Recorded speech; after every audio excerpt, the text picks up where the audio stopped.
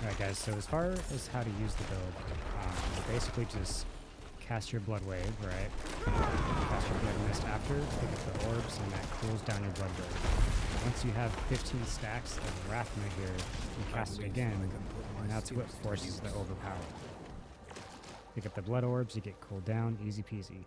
As far as the teleport, I'm using Igni Jaw here. So we just teleport, cast Blight, teleport, Metamorphosis Telly 3 times, Blight, teleport. Very easy. Now, let's see. As far as the gear and stuff, we're using Tidal on the two-hander. I do have Titan's Fall. This is my best masterworking. As you can see though, like nothing's even really masterworked that much. I'm not using any mythics, a couple of uniques. So very starter gear, honestly. Not even any GAs on some of them. Just wrong stats. So this build's awesome. We're using Tidal on the two-hander. This could be better damage over time. You don't want that. But you do want Blood Overpower damage and Titan's Fall for the tempers. Boots, we have Explosive Miss. Want Lucky Hit Chance and a movement speed. Unique pants, we're using Kesami's Legacy. This is what's causing us to do double damage sometimes with our Blood Wave, as well give massive cooldown reduction. Not necessarily for the mechanic of the Blood Waves going on the side of us. It does help, it's cool, but it's more for the double damage. And it fortifies us. Gloves are using Ultimate Shadow. You do want Blood Overpower and Lucky Hit Chance. Damage over time is not what you want. Cursed Aura on the chest piece. Armor, total armor. Lucky Hit Chance if you can for tempers. Now I'm using a Godslayer crown. I found this, I'm just checking it out. Before I was actually just using, let's see, yeah, this Hardened Bones helm here. So you can use that. It helps, especially early on with the damage reduction. Just try to get one with cooldown, Lucky Hit Chance if you can, Drain Vitality is a good passive to have. So if you don't have a Godslayer, just use this. If you have a Shaco, use that, obviously. We're using Metamorphosis on the amulet. You want max life, intelligence percent, possibly like Tide of Blood, other passives. I don't have that yet, so I'm using total armor just to barely get me there. I actually have to pop an instant that I don't have to get there. But we want ultimate cooldown reduction and Blood Overpower damage for tempers. Ring, we have Fast Blood. This is what's cooling down our ultimate. You saw me picking up the Blood Orbs. That's how that works. You definitely want Blood Overpower and ultimate cooldown, and same thing down here. Try to get Lucky Hit Chance to make enemies vulnerable on one of these as well. And then we're using Vehement Brawlers for the aspect on this. Now for our Book of the Dead, we're just sacrificing the Reapers down here to get increased shadow damage. If you're missing some crit chance, you could use Skirmisher here. Sacrificing Bone Mage to get the overpower damage multiplier.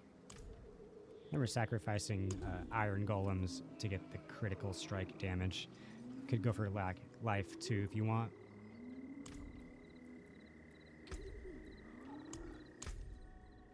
Then as far as the skill trees, we do want to pick up both these skills because we're going to be getting damage per darkness skill on our bar. So you do want both of these. Pick up Hued Flesh, just one, just to get corpses to spawn. And we want one into Blight. Pick up Supernatural. We're using Blood Mist here with Ghastly. You could use Dreadful for more damage. I like the Vuln chance here. If you don't want to use Blood Mist, by the way, a good speed variant is just to use Corpse Tendrils instead. You can use Blood Orb or Vuln here. So if you don't like Blood Mist, you can just do that. One into Corpse Explosion to unlock and max out Fueled by Death. And then Blighted, as well as Necrotic Fortitude, max that out. Titan's Fall, this is our juicy multiplier. Max this out. And we have Spiked Armor. Max out Death's Embrace, amplified damage. I like to max out Death's Approach to get movement speed. Precision's probably better for Lucky Hit Chance. Decrepify once just to get a Hellbrand. We're not going to be using curses because of our aspect. We'll be auto-applying this. But we do want one to unlock Horrent. Coast Blood, max this out. Tides of Blood, max this out. This is what you want on your amulet, honestly. Max out these 3 darkness passives. We got Reaper's Pursuit, Gloom, and Terror. Reaper's Pursuit is why we put so many darkness skills on our bar. We're not really even using them. Maybe Blight sometimes.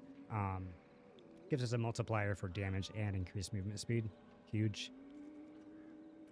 Maxed out Blood Wave, obviously. We're unlocking Supreme.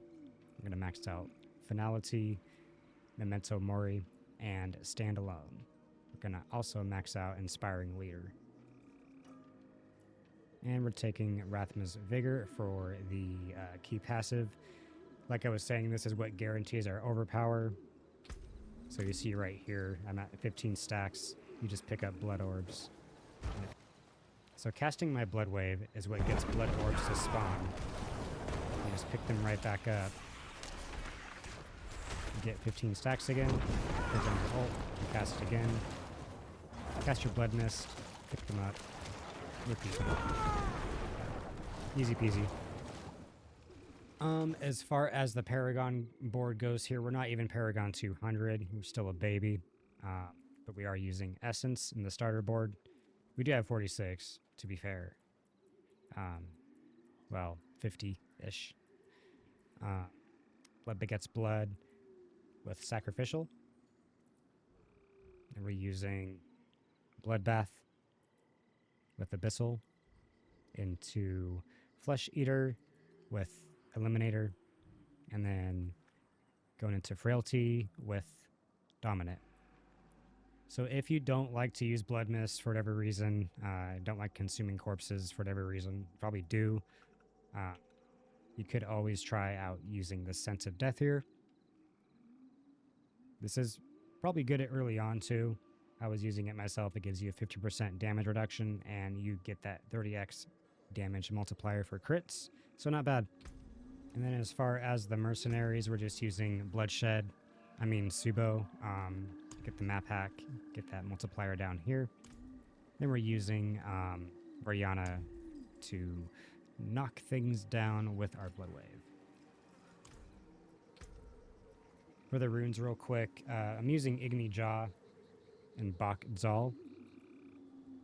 So early on, you'd probably do something like this instead.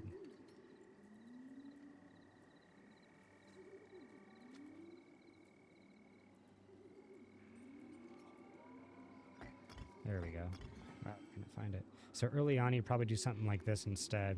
You probably use like a Semgar. No, I'm sorry. That's not what you want. Where's the ultimate? Zangar with maybe... here's my evade. Sem-Zal. Because this is more of the expensive setup.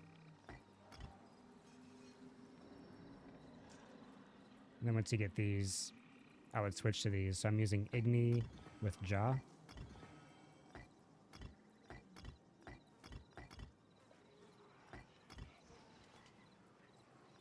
And then we're using Bak with Zal.